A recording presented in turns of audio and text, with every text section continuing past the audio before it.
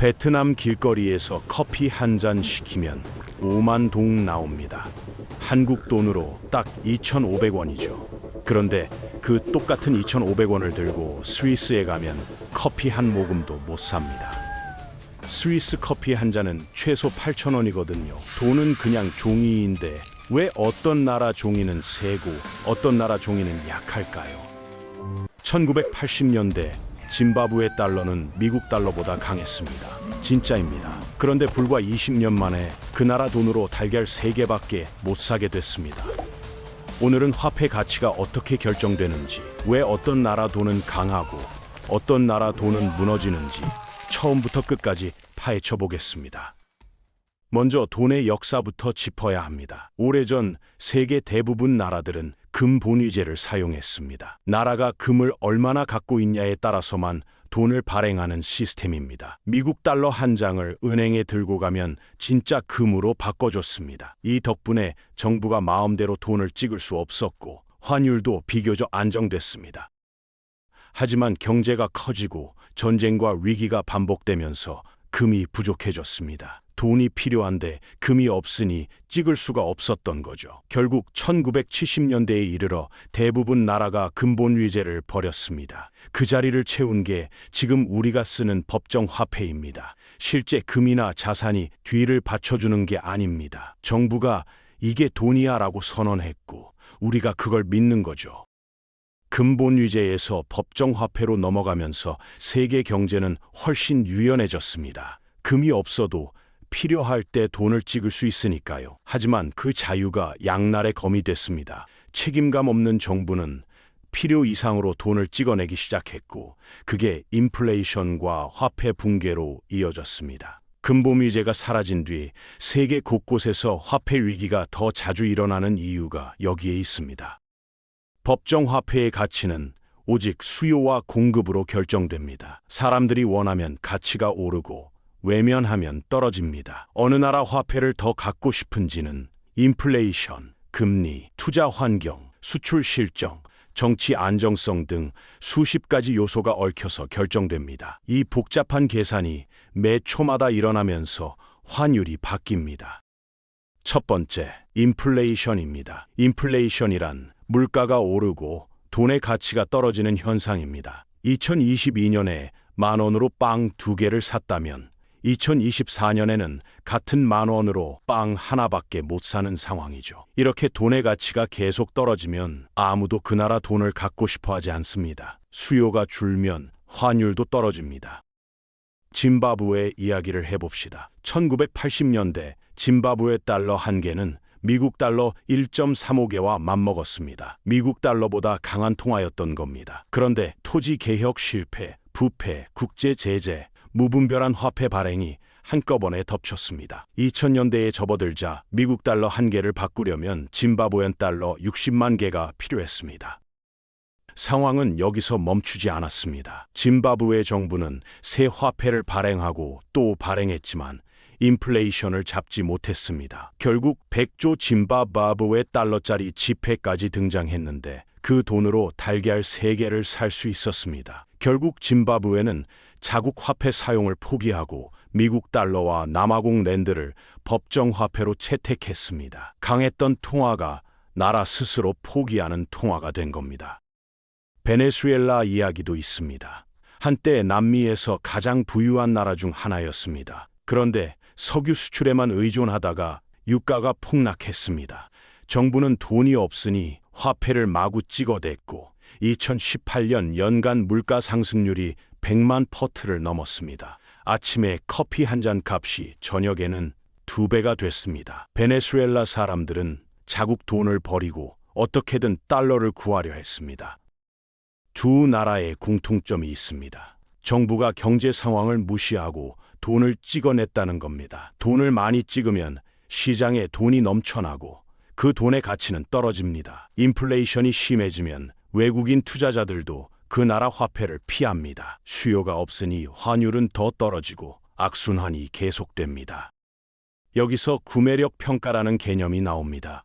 나라마다 물가가 다르기 때문에 단순히 환율만으로는 실제 생활 수준을 비교하기 어렵습니다. 예를 들어 인도 루피는 달러에 비해 약해 보이지만 인도에서 하나만 루피로 살 수 있는 것들이 미국에서 100달러로 살 수 있는 것들보다 많을 수 있습니다.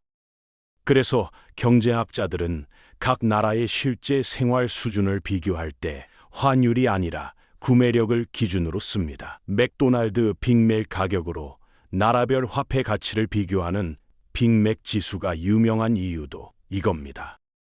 두 번째, 금리입니다. 금리란 돈을 빌리는 대가로 내는 비용입니다. 1,000만 원을 빌리면서 연 8% 금리라면 1년 뒤에 80만 원의 이자를 내야 합니다. 이 금리를 정하는 곳이 중앙은행입니다. 미국의 연방준비제도, 한국의 한국은행 같은 곳들이죠. 이 금리 하나가 전 세계 돈의 흐름을 좌우합니다.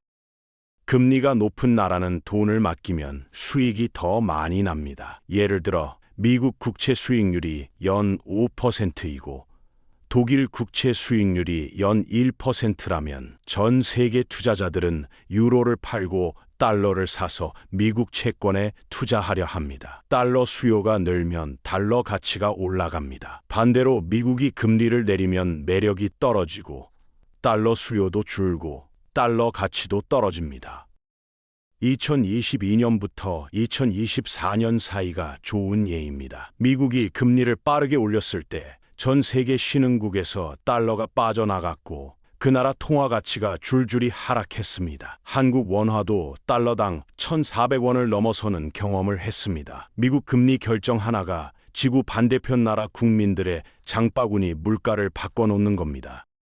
그렇다고 금리를 무조건 높이면 좋을까요? 아닙니다. 금리가 높으면 기업이 대출받아 투자하기 어렵고 개인도 집을 사거나 창업하기가 어려워집니다. 소비와 투자가 동시에 줄면 경제 성장이 멈추고 실업자가 늘어납니다. 중앙은행은 이 균형을 잡기 위해 항상 고민합니다. 너무 높으면 경기가 침체되고 너무 낮으면 물가가 폭등하는 딜레마입니다. 금리 차이를 이용한 투자 방법도 있습니다. 금리가 낮은 나라에서 돈을 빌려 금리가 높은 나라에 투자하는 방식입니다. 예를 들어 일본은 오랫동안 금리가 거의 0%였습니다. 투자자들은 일본에서 엔화를 거의 이자 없이 빌려서 금리가 높은 미국이나 호주에 투자했습니다. 이걸 엔캐리 트레이드라고 부릅니다. 이 전략은 환율이 안정될 때는 쏠쏠한 수익을 냅니다. 그런데 문제가 생기면 한순간에 무너집니다. 2024년 일본 중앙은행이 금리를 조금 올리자 전 세계 투자자들이 엔화를 갚기 위해 한꺼번에 엔화를 샀습니다. 엔화 가치가 급등했고 엔화로 빌려 투자했던 자산들을 급하게 팔면서 전 세계 주식 시장이 동시에 흔들렸습니다. 일본 금리 0.25% 인상 하나가 지구 반대편 주식 시장을 뒤흔든 겁니다.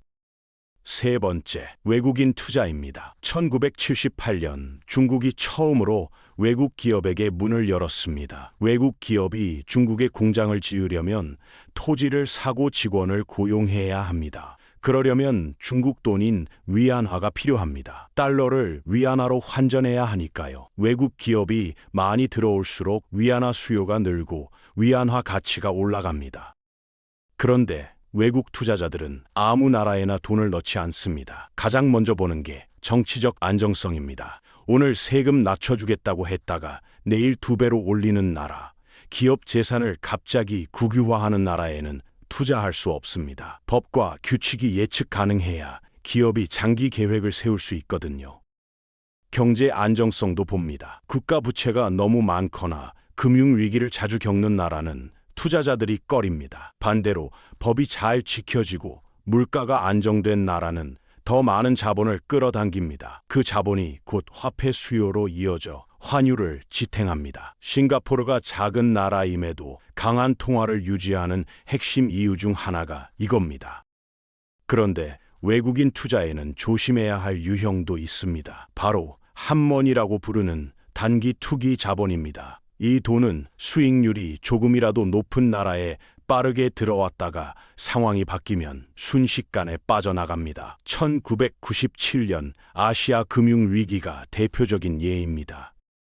당시 태국, 인도네시아, 한국 등의 대규모 외국 자본이 들어왔다가 갑자기 빠져나가면서 이 나라들의 화폐 가치가 하루아침에 반토막 났습니다. 한국에서는 이때 금 모으기 운동이 일어났습니다. 함머니는 들어올 때는 반갑지만 나갈 때는 경제 전체를 흔들 수 있는 존재입니다.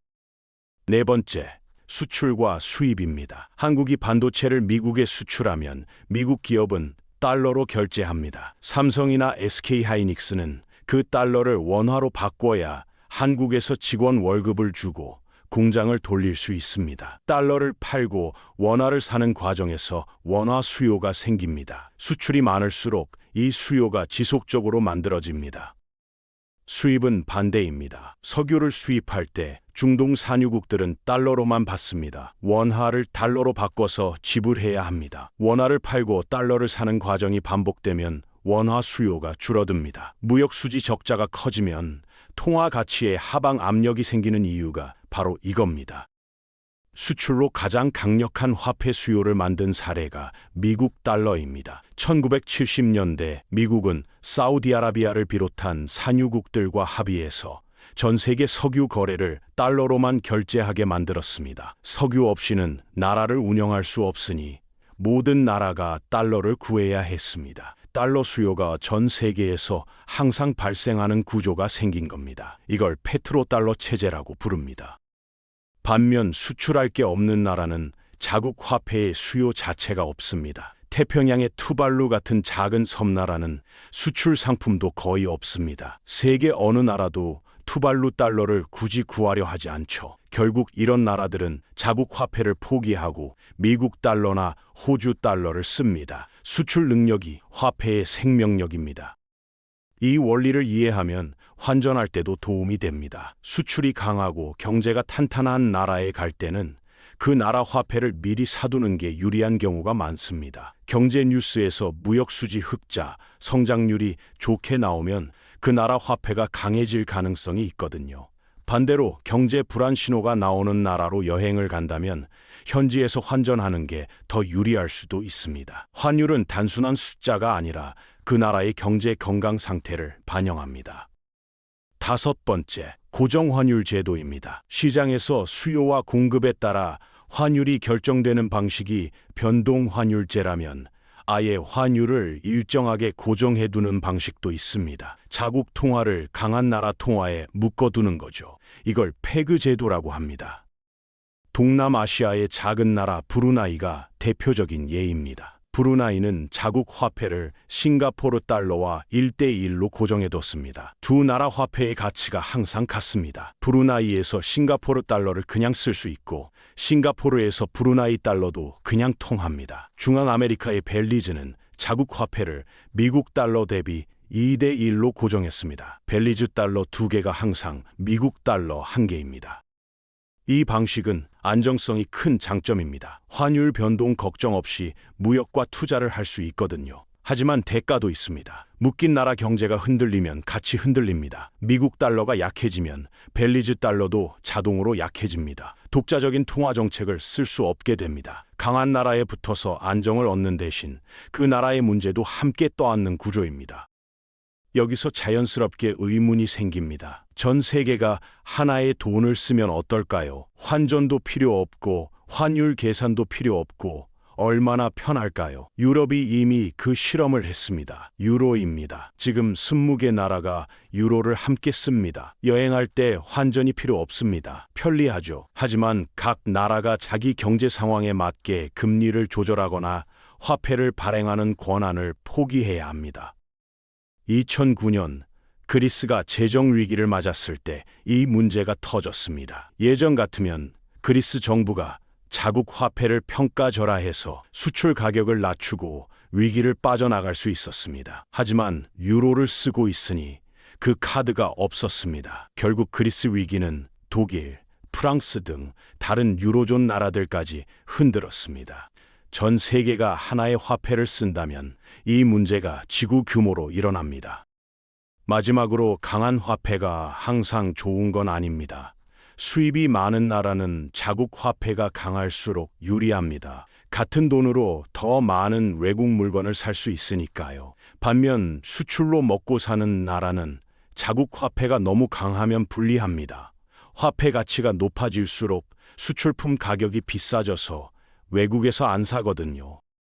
중국이 오랫동안 위안화 가치를 의도적으로 낮게 유지해왔다는 비판을 받는 게 이 때문입니다. 위안화가 약하면 중국 제품이 상대적으로 싸 보여서 수출이 잘 됩니다. 미국은 이걸 불공정 무역이라며 수십 년째 문제를 제기해왔습니다. 화폐 가치 하나가 국가 간 무역 분쟁의 핵심 이슈가 되는 겁니다. 한국도 같은 딜레마가 있습니다. 원화가 너무 강하면 현대차나 삼성 제품이 해외에서 비싸집니다. 원화가 너무 약하면 수입 에너지와 원자재 가격이 올라 국내 물가가 뜁니다. 강해도 문제, 약해도 문제인 게 환율입니다. 한국은행이 환율을 늘 예의주시하는 이유가 여기에 있습니다. 화폐 전쟁이라는 말도 있습니다. 나라들이 자국 화폐 가치를 낮추려고 경쟁하는 현상입니다. 수출 경쟁력을 높이기 위해서죠. 한 나라가 화폐를 평가절하하면 다른 나라도 따라서 내리고, 그러면 또 다른 나라도 내립니다. 악순환이 반복되면 전 세계 무역 질서가 흔들립니다. 1930년대 대공황 때 이런 화폐 전쟁이 실제로 벌어져서 세계 경제를 더 망가뜨렸습니다. 반대로 화폐 가치가 너무 강해져서 문제가 된 나라도 있습니다.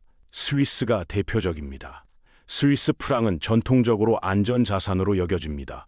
전쟁이 나거나 금융위기가 터지면 전 세계 투자자들이 스위스 프랑을 삽니다. 그러면 프랑 가치가 치솟습니다. 그런데 스위스 입장에서는 프랑이 너무 강해지면 스위스산 시계, 초콜릿, 의약품 가격이 비싸져서 수출이 힘들어집니다. 그래서 스위스 중앙은행은 2011년부터 2015년까지 직접 시장에 개입해 유로당 1.2프랑 아래로 내려가지 못하게 막았습니다. 그런데 2015년 1월 이 정책을 갑자기 포기했습니다. 순식간에 스위스 프랑이 20% 급등했고 전 세계 외환 시장이 충격에 빠졌습니다. 스위스 프랑에 투자했던 펀드들이 하루아침에 큰 손실을 봤습니다. 화폐가 너무 강한 것도 너무 약한 것도 문제가 된다는 걸 보여준 사건입니다. 암호화폐 이야기도 빼놓을 수 없습니다. 비트코인 같은 암호화폐는 특정 나라 정부와 무관하게 존재합니다. 정부가 가치를 선언하지 않아도 되고 발행량이 정해져 있으니 인플레이션 걱정도 없다는 주장도 있습니다. 일부 경제 불안 국가에서는 자국 화폐 대신 암호화폐를 쓰는 경우도 생겨나고 있습니다. 엘살바도르는 2021년에 비트코인을 법정화폐로 채택한 첫 번째 나라가 됐습니다. 하지만 암호화폐는 가격 변동이 극심합니다. 하루 만에 20%에서 30%씩 오르내리기도 하죠. 일반 법정화폐의 환율 변동은 보통 하루에 1%에서 2% 수준입니다. 암호화폐가 기존 화폐를 대체할 수 있느냐를 두고 경제학자들 사이에서 여전히 논쟁이 뜨겁습니다. 화폐의 미래가 어디로 향할지는 아직 아무도 모릅니다. 달러 패권이 영원할지도 의문입니다. 최근 러시아와 중국을 중심으로 달러 없이 무역하려는 움직임이 커지고 있습니다. 중국은 위안화 국제화를 추진하며 달러 의존도를 줄이려 합니다. 사우디아라비아도 석유 거래에서 달러 외에 다른 통화를 받기 시작했다는 보도가 나오고 있습니다. 페트로달러 체제가 흔들리면 달러 패권도 흔들릴 수 있습니다. 이 변화가 앞으로 10년, 20년 안에 실제로 일어날지는 아직 알 수 없지만 세계 화폐 질서는 지금도 천천히 바뀌고 있습니다. 결국 어떤 화폐의 가치는 그 나라가 얼마나 신뢰받는지를 숫자로 나타낸 것입니다. 인플레이션 관리, 금리 정책, 외국인 투자 환경, 수출 경쟁력, 정치적 안정성, 이 모든 것이 합쳐져서 매 초마다 환율이라는 숫자로 표현됩니다. 지갑 속 돈 한 장이 단순한 종이가 아니라 그 나라 전체의 신용과 경쟁력을 담은 증서인 셈입니다.